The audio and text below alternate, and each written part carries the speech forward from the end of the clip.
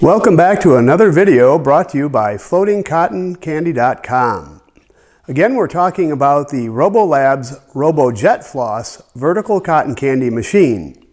Today's topic is going to be different than most. In the past, I've talked a lot about the machine and how to use it. Setup, operation, maintenance, making cones, cleaning, pretty much everything to do with how to own and operate a Robo JetFloss.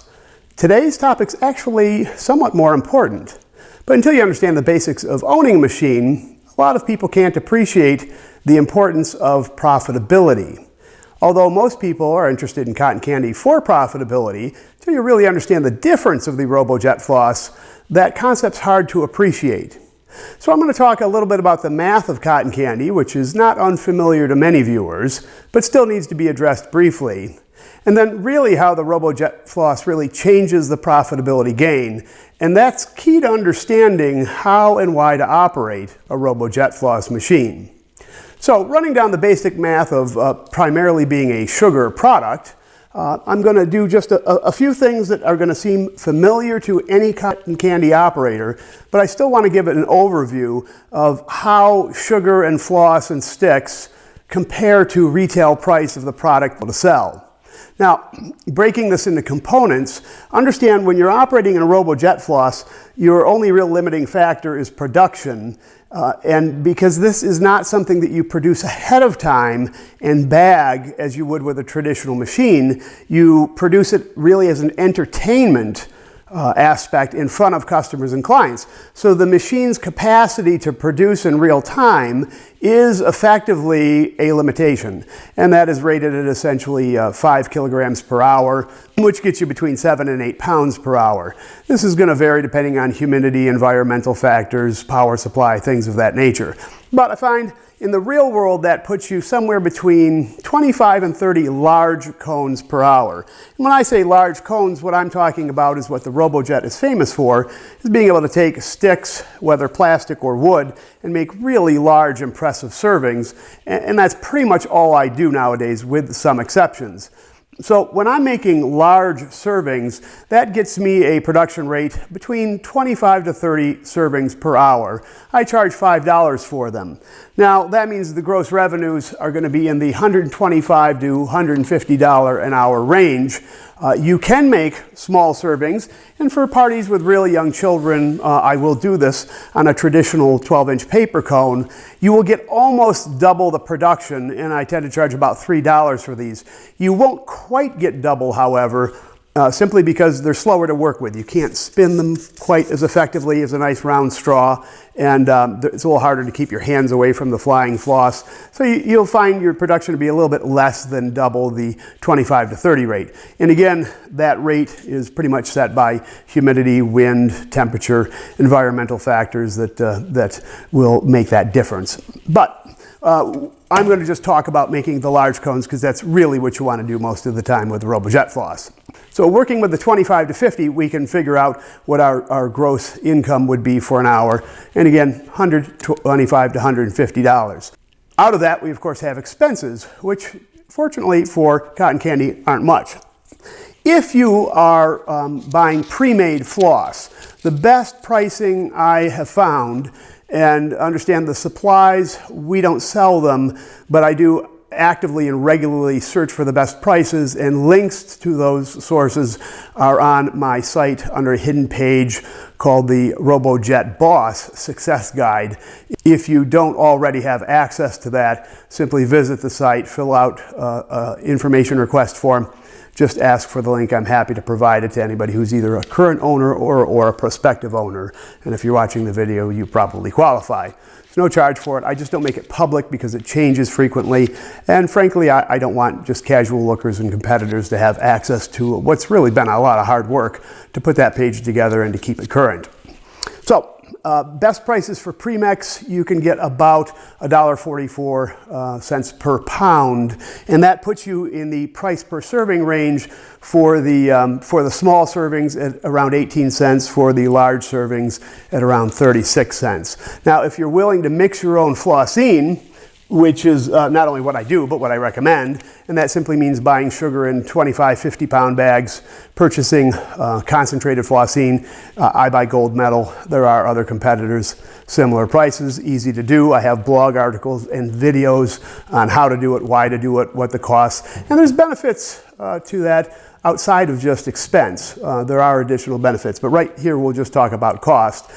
But this is going to get you in a cost benefit as well. Gets you down to around 44 cents per pound. So down from $1.44, that's a pretty big percentage. Overall, the dollars don't add up to a whole lot, but they do add up, especially if you do this as a full-time venture. So $1.44 down to 44 cents if you're willing to mix your own floss. The sticks and straws and cones, they sometimes cost you as much or more than the sugar. You can get paper cones. Best pricing I found gets you to 2.5 cents per paper cone. The sticks and straws, depends whether you go plastic, whether you go wood, length is dependent, but you're going to be looking at a cost around 10 cents per, and that can range from 8 cents to 15 cents. I mean, it depends what you buy and what quantity you buy, but 10 cents is a pretty good average for that. Now, if you add those numbers together, you find that your range of supplies is going to be in the area of 21 to 46 cents for buying pre-made floss, and as low as 8 cents to 21 cents for your self-mixed floss. And so that range of 8 to 21, I'm talking small serving versus large serving. So if you think about that for a minute, 8 cents for a small serving you can sell for $3, or 21 cents for a large serving you sell for $5. You realize that you almost can just say it's all profit. I mean, really, at that point, it's hardly worth doing the math. Now, I've done the math just to sort of illustrate the point that we're really talking about almost a pure profit product, especially if you buy your sticks in large quantity to get the cost down and you mix your own flossine. What does that do in terms of actual hourly production? Well, if we use the average of between 25 and 30 cones, and we say that that's going to get you to $137.50 of gross per hour on average, and then we subtract out the cost range per hour, that's going to get you between a cost of $8.50 and $15.50 per hour. And I'm rounding numbers here so I don't have to speak in odd pennies. But that gets you a net of between $122 and $129 an hour. So pre versus mixing your own, 122 to 129 on average, gross per hour. Now, obviously, net per hour, and that doesn't include, however, what are your costs of being at the event. So this, I can't do the math for you. You have to take it from there. 122 to 129, maybe you want to average them. Maybe you know you're going to mix your own flossine. Maybe you just want to say 120 and be conservative. But your cost of location, well, if you're running it in your own retail establishment, that's one thing. If you were paying rent at a booth at art fairs and trade shows and carnivals, that's going to be a different cost. I tend to do events where I'm doing revenue sharing, and I'm pretty generous with the percentage that I give away because I'm not looking for the last possible dollar I can get. I like the people that bring me in to be really happy, like overly happy with the percentage they get, so that they're willing to not only bring me back, but to refer me to others. I'm in a business building mode. I don't do this full time. Obviously a dealer, distributor, and support for people that buy the machines. That's the primary business. But I do like to do enough events to have real good live and ongoing experience with using the machine, the accessories, and all the products, customer interaction. I like to be, not quite knee deep, but more than ankle deep in the business. But I don't have an advertising budget for this, running the events. So it's strictly word of mouth. And so I'm in a mode where I like to have events come to me rather than having to go out and find them. So I'm really aggressive in the percentage I share. But whatever you do, you can figure the math out. 122 to 129 less your costs of being at a facility. Bottom line is, whatever scenario you're operating in, you realize that leaves an incredible amount of profit for you. I run events completely solo. You might want to hire an assistant. $122 to $129 leaves a lot of money left over. You could hire an assistant to handle the cash and deal with the customers as you do the floss, or reverse those roles, or take breaks, or whatever you want. That's just an incredible amount of profit. And here's the point at which I have to stop and admit that this sort of applies to all cotton candy machines. So there's the math part, and then there's the part that's unique to the Robo JetFloss. And this is the important distinction that a lot of people that have operated cotton candy don't fully appreciate. All you have to do, however, is come to one event where a Robo JetFloss is being operated, where cotton candy is being floated or flung. And if you can't do that, watch a couple of videos online, because when you see the impact that it makes on the customer, this is, I mean, the most interesting thing to happen to cotton candy since it was, presented at the World Fair in 1904. It's not really just a treat. It is as much or more entertainment as it is a snack. You turn the machine on and you will draw a crowd. People will stand and watch this for sometimes 10 or 15 minutes who don't even want to buy cotton candy. It is a mesmerizing, entertaining event. And once people start watching, well, you know the old thing, stand on a street corner and look up. More people will stand on that street corner and look up. So you end up with a crowd and then a line, and when it turns on, it doesn't turn off. So that ability to create, $137.50 per hour on average, theoretically would apply to, I think, any high-power cotton candy machines. Obviously, the ones you buy for $600, $700 can't match the production rate of 7 pounds per hour. But if you buy any machine that can produce 7 pounds per hour, in theory, on math, on paper, it could do the same thing, but it won't. Because a typical cotton candy machine just sits there. It doesn't look that interesting, it's not that entertaining, it's not that exciting, it doesn't build a crowd. Yes, if somebody likes cotton candy, they will walk up and ask for a cone. And it's not boring to, maybe watch for a minute if they've never seen floss accumulated in the bowl and somebody roll a stick out. But there's just no comparison. It's silent movies versus what we have today. So while all machines have the ability to theoretically produce that, that's theory.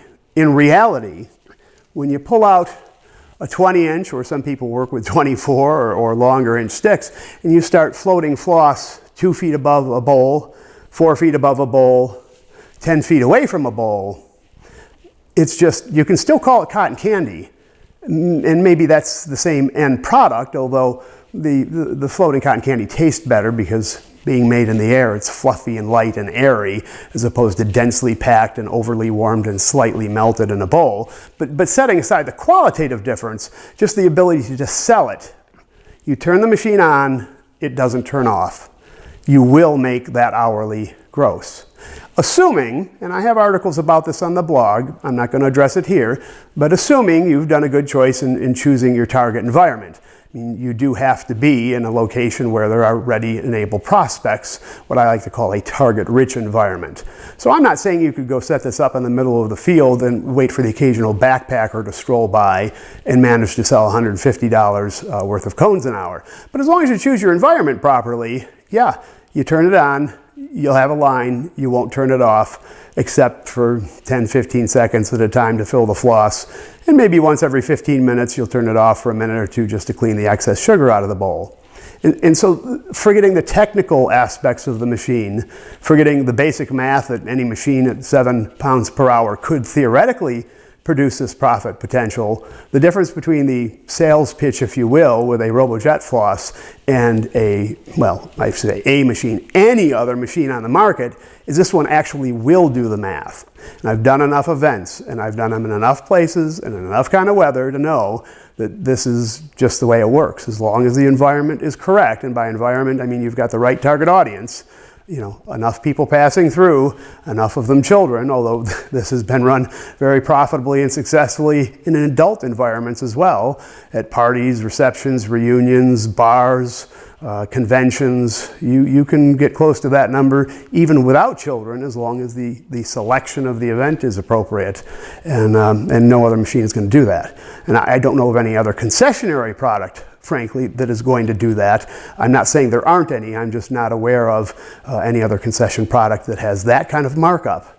A single ingredient, that simple, an expense where you can be up and running with a professional looking rig like this, cart, machine, bowl, bubble, looks awesome, comes with graphics, under $2,000 for the whole kit and caboodle, and literally walk out with nothing less than sugar and have that profitability and pay for a machine easily in your first 2 days worth of work. But there may be other options, but this is certainly, if it's not the #1 option for simplicity and profitability and entertainment value in the entire vending world, then it must be #2. And I'm only granting there may be something else I'm unaware of. But so far, nobody's brought me an option or a challenge to knock this out of the #1 spot.